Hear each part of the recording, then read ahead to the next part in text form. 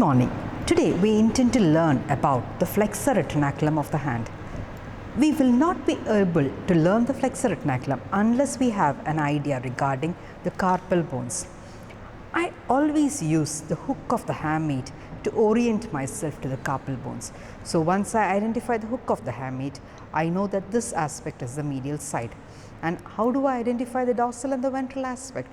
The dorsal surface of the carpal bones are always smooth in nature, while it is this ventral surface which has got lots of features. So once I identify the hook of the hamate, it becomes easier. So here in the proximal row I have the pisiform, the triquetral, the lunate, the scaphoid. In the distal row, the trapezium, the trapezoid, the capitate and the hamate. So these are the carpal bones. The flexor retinaculum is a modification of deep fascia, 2.5 into 2.5 centimeter thick. It is roughly rectangular in shape and is attached to the crest of the trapezium here, the tubercle of the scaphoid, the hook of the hamate and the pisiform. So if you place a rectangular deep fascia here, this is what would correspond to the flexor retinaculum. Now here we have the flexor retinaculum, which is the 2.52 into 2.5 centimeter thickness of the deep fascia, which is continuous distally with the palmar aponeurosis. The palmar aponeurosis is triangular in shape and has been removed to expose the deeper contents here. Proximally, it is continuous with the antebrachial fascia. So this structure which you see here is called as your flexor retinaculum. We spoke about its attachments. Medially, it is attached to the pisiform bone. So how do you identify the pisiform bone? Look for the flexor carpi ulnaris.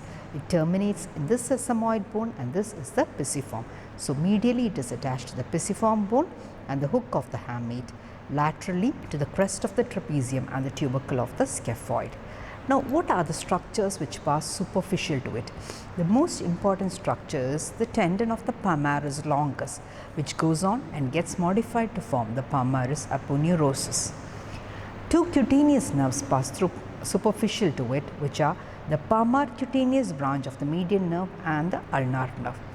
The other major structure which passes superficial is the ulnar artery and the ulnar nerve.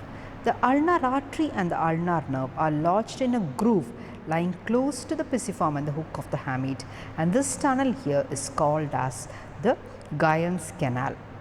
The clinical significance of the Guyon's canal is that in cyclist palsy there can be compression of the ulnar nerve and the ulnar artery.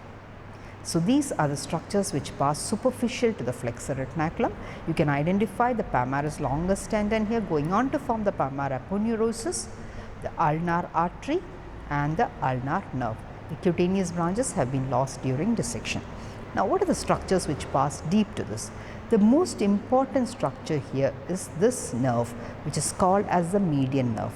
The median nerve in its proximal aspect is rounded in nature, while as it reaches the undercover of the flexor retinaculum, it becomes almost broad. You can see a broad structure here.